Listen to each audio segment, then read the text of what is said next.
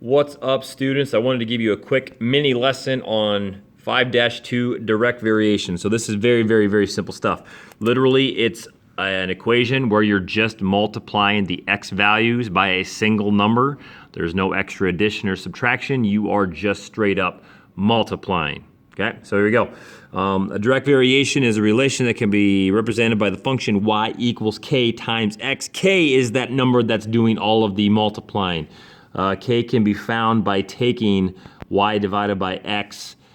Sometimes the k value needs to be found. So sometimes they're just going to give you an x and y coordinate point, and you got to figure out what number was doing all the multiplying.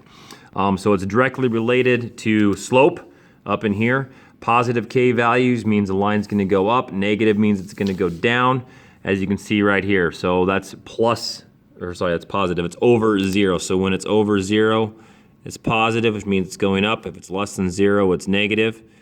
If it's 0, then nothing's really happening, so we're not going to talk about that. So direct variation. Now, some things you need for a direct variation is the line passes through the origin. So you have to hit 0 and 0. That is a must for you to be a direct variation. So really quick, if you see a graph that looks like this, okay, and it starts there. Ooh, nice, cool. It's going up, but it did not go through 0 and 0. So this would not be a direct variation, okay? So it fails. You got to go through the origin, and then the slope is just that k value. So the reason, or the fact that this lesson has this subject has its own lesson, its own section in the book is kind of a mystery to me. It's very simple stuff, okay?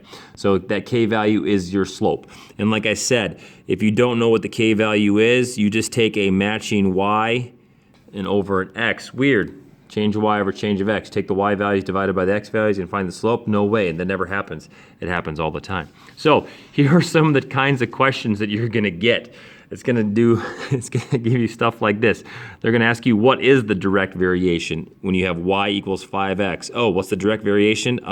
5. Yeah, there it is. What's the direct variation of 2/5 x? 2/5. What's the direct variation of negative 6x? Negative 6. Yeah, that's it. It's basically ask you, what's the slope? What's the direct variation? The slope. Basically the only number that's in the equation. Really simple stuff. The reverse of that, they could say, hey, make a direct variation with the number 3 that varies by 3. Oh, okay, so you wanted me to vary by 3? I want to make y equals 3x. Done, okay? Very simple stuff. The trickier type of questions are going to be stuff like this. They're going to give you a y and an x value, and they want you to find another y value given another x value, okay? So it's going to say that x and y vary directly. Find the missing value, okay? So we got to find what y equals in all 3 of these situations, okay? So it gives you a clue here. It says if y equals 45 when x equals 5, then what does y equal when x equals 7? Well, what happened? What happened from x to y? Well, if you just take y divided by x, you'll figure that out. So 45 and 5, y divided by x, 45 divided by 5, I believe that's 9.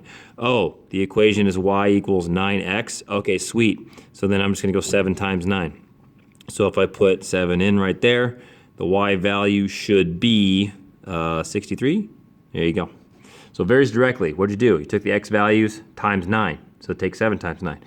The next one, negative 6 to 6. That's just times negative 1. I'm just going to go ahead and give the answer, negative 10. You're taking the x values times negative 1. Yeah, that's all you're doing. Take that times negative 1. We're going from 8 to 12. How'd you do that? Well, if you take 12 divided by 8, that's is that 3 halves? Or is this 1.5? There you go. So 1.5. So there's your equation. So I'm going to take 80 times 1.5. Now a little mental math here. If 8 turns into 12, 80 is probably going to turn into 120. Okay, just a little bit of mental math right there. Okay, that's another type of question right there. Okay, they're going to give you a relationship. They're going to give you a direct variation relationship, and you got to figure out the missing value. Some other situations you might see, they could give you a table, and they're going to say, hey, does this vary directly, yay or nay? Well, you have to meet the criteria.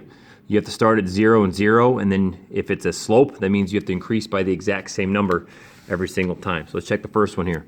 Starts at the origin. Yep, we're good. Plus 3, plus 3, plus 3. Yep, this is indeed a direct variation. Starts at the origin. All right, good start. Ooh, plus 4, plus 2, plus 2. Nope, can't do that. You can't go +4 and then +2, +2. Nope, sorry, didn't work out. And then right away, this first one fails. Nope, didn't go through the origin. You failed too. Okay, that's 5-2 in a nutshell, direct variation. There are 3 IXL assignments. You should figure out what those are. You need to score so many points. I don't know, read the assignment, read the directions, and you'll figure it out. Okay, that's direct variation. Goodbye.